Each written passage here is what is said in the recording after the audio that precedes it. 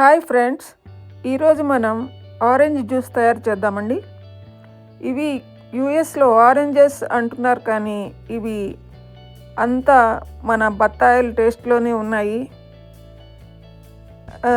Colour మాత్రం orange కలర్లో ఉన్నాయి.